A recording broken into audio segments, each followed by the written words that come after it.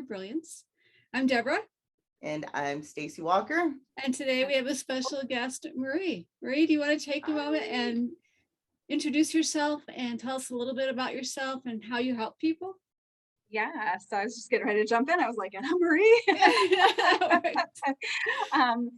So I'm Marie Adell, and I'm your human design consultant. And basically what human design is it's a kind of a intense personality assessment, and it really helps you to get back into your body, right? Because so many of the times, especially as women, we're up in our heads all the time, like can't even go to sleep at night because, the wheels are turning constantly.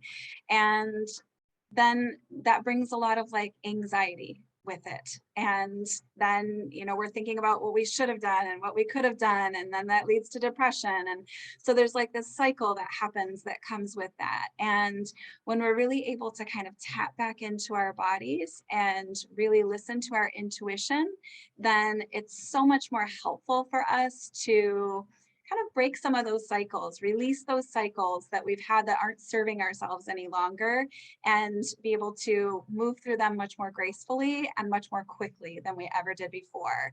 And so human design really, really helps us to get ourselves to know ourselves really well, to be able to do that in a much more quantum way.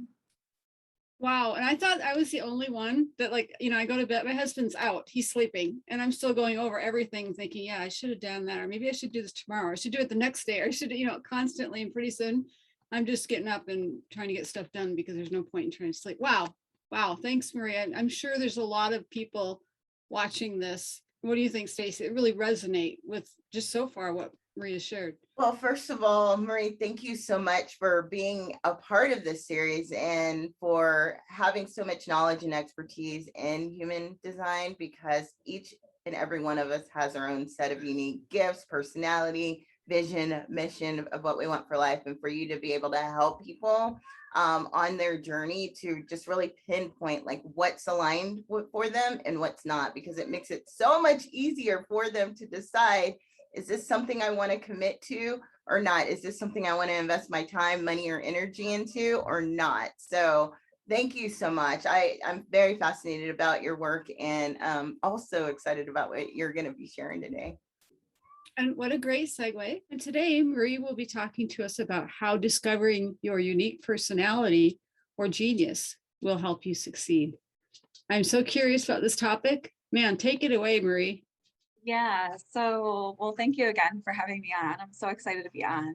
And I'm just a human like any other, right? And we have our own uniqueness about us. Everybody has their things that they love, their things that they dislike, and at the same time, I think one of the things that makes us uniquely human is that, one, we think that we're the only ones going through the thing that we're going through. And two, that we're actually not alone, right? So, being able to understand that it's okay to reach out, when you need to, and really be able to tap into the wealth of resources that you have around you to be able to figure out some of the things that you may not even know how to tap into yourself to find, right? Because we have this unlimited abundance that is within us. We don't have to go out and find it. It's already here.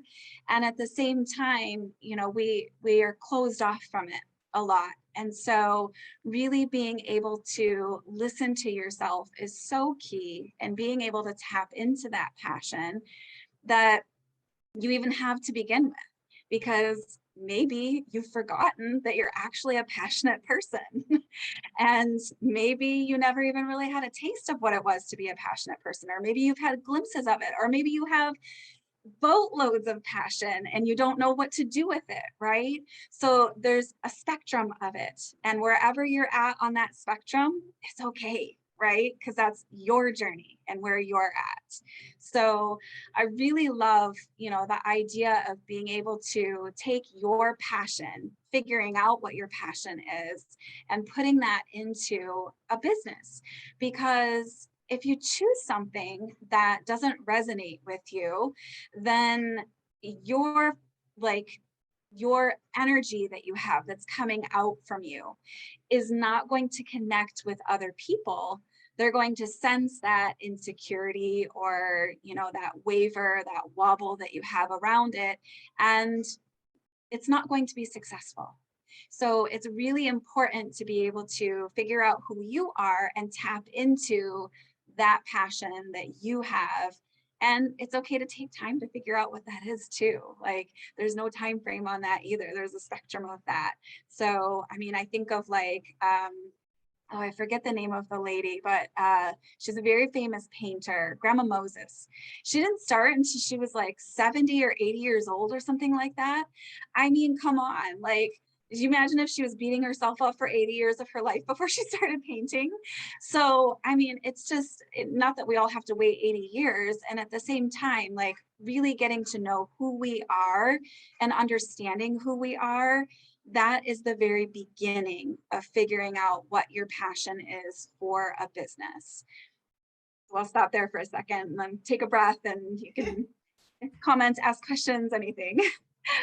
When you talk about Grandma Moses, there's a fellow jazz singer that I know, and great advice. I really appreciate that. Yes, I love what you've shared so far, Marie, about just really taking a look within, because we usually look outside of ourselves to figure out what we love, make decisions. And it's like, I love how your approach is looking within, because all the answers are there, and we can't go wrong with that, especially when it comes to either rediscovering what our passions are, or either being able to trust and believe that your passion can actually help other people, and you can make great money at the same time, and being able to trust that. And I also like how you mentioned about like not putting a timetable, a timeline on it, because the way that I believe is like things happen when they're supposed to happen, and not to get so caught up on, the coulda, woulda, shouldas. So I think like what you've shared so far is absolutely amazing. So what else do you have for us? Like tips Yeah. on how to find that passion. What about the woman that's completely forgotten what she's passionate about because she's been busy changing diapers? How does she start to find that again? Yeah. And, really kind of tapping back into your value system, I think, uncovering like what is valuable to you. And, obviously, if you've forgotten who you are because you're changing diapers and all those things, family is important to you, right? And at the same time, when you kind of lose yourself in that, then everything else, it kind of suffers from it, right? Because when you take care of yourself first, you put that mask, like on the airplane, they tell you put your mask on first. When you put your mask on first, then you're really able to take that breath, have that space within you, because you're not so filled up from all that stuff on the outside. So, I recommend really starting with self-care, taking care of yourself and giving yourself time to create and cultivate that space within you so that you actually have a spaciousness to be able to start to really tap back into that intuition that's inside of you to bring out those opportunities. Because if you're not, so for example, like you go to the car lot and you go to buy a car, right? And say you're looking for Honda Civics or whatever. You never see a Honda Civic on the road ever. And then you drive your car off the lot and you see like 20 of them within the next 10 minutes. Does it mean that all those Honda Civics never existed? No.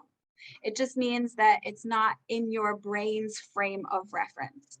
So, we have this little thing in our brain that's called our reticular activating system, and it only allows so much information to come in on a daily basis. And if we don't have something on our mind, then we're not really able to focus and think on that.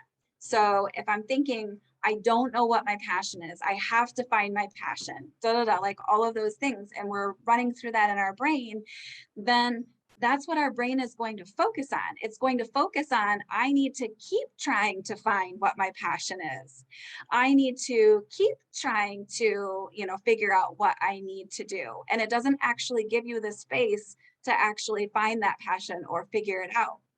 Where if you take care of yourself and you give yourself alone time during the day, quiet time to think, you, as you're working on household tasks, you allow your brain to kind of just roam free, do those kinds of things and start experimenting, start exploring, look, at things that you might like to do, and just kind of go from there. And your brain will start to categorize, because it's this really amazing computer that will do that for you. And it will start to kind of sort things out, and you'll get that stroke of inspiration that you're looking for, because it's already in there. It's waiting to be tapped into. It's just waiting for enough room to be able to bloom. Wow. And that's a great statement right there. I love That's something that repeat that. I think you answered this, but I'm wondering, what about the woman? I think Stacy, you expressed before we started this episode, but I'm the same way, where there's like multiple passions. And I love, Stacy had said squirrel brain or something. Yeah, how do you refine that?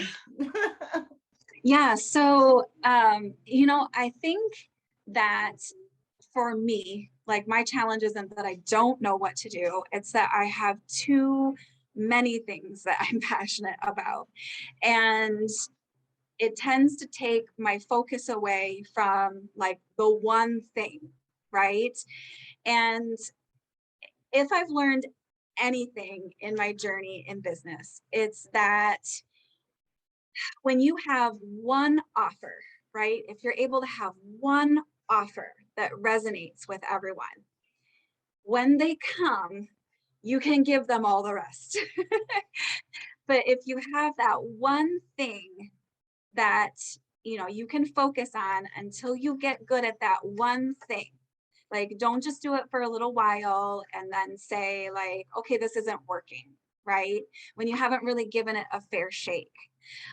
Or you get distracted by this research or this information over here. Oh, I could add this in, or oh, I could do that.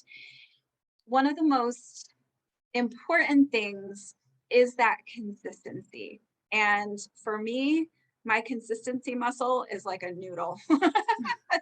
So I've been really working on strengthening that. And I've even jokingly said that, like, I ought to just be the inconsistent entrepreneur, like TM, right? Trademark that.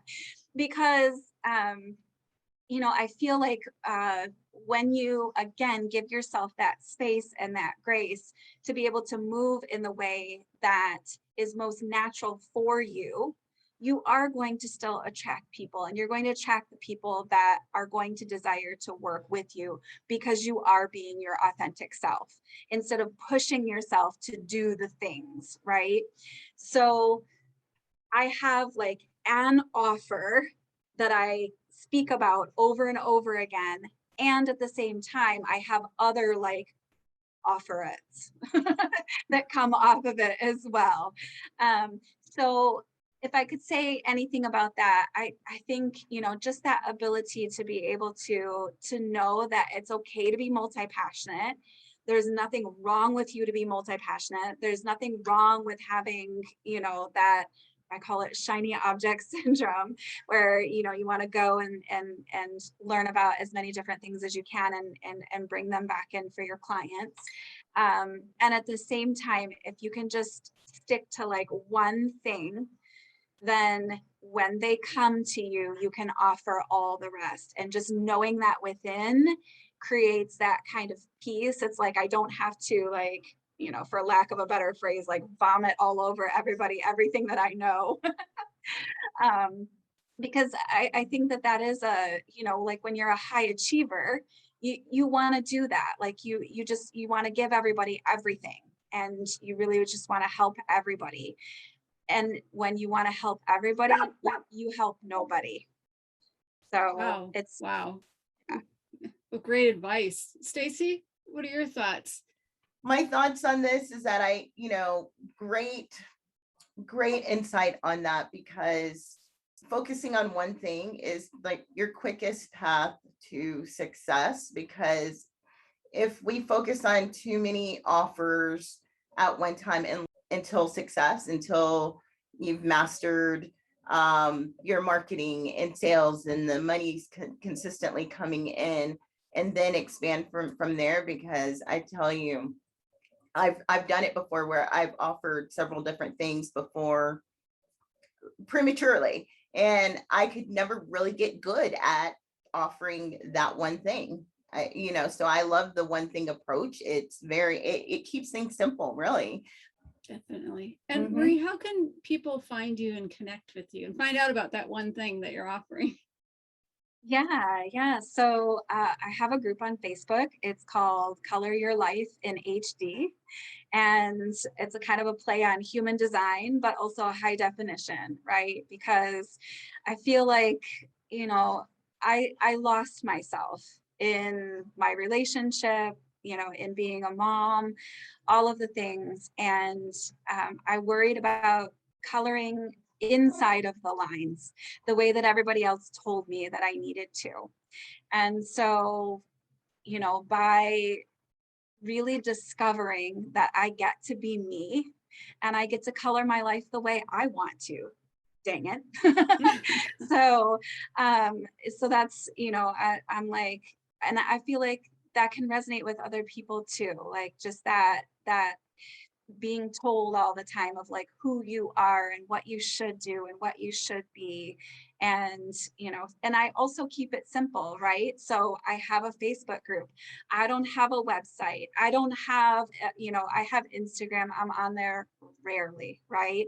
So again, just focusing on that one thing. Like so many of us want to go on LinkedIn and Instagram and on Pinterest, and so there's so many different things, but like I'm focusing on Facebook and getting good at Facebook and my group on Facebook. And not really getting caught up in like the bells and whistles, because it's just one more thing to distract you that isn't that one thing that you're offering. So that whole idea of keep it simple, silly. That makes sense. That makes sense. And you have a generous gift that you're offering our viewers. Do you want to tell us a little bit about that?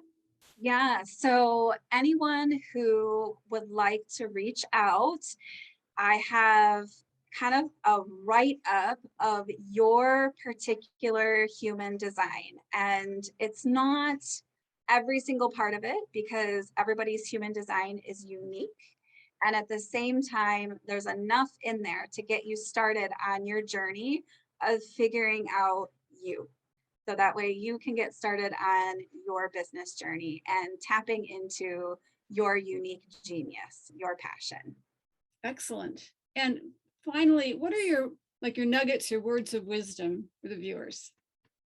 Yeah, I mean, if anything that I learned through human design, it was, for me in particular, that I am here to help other people to understand that they get to be themselves.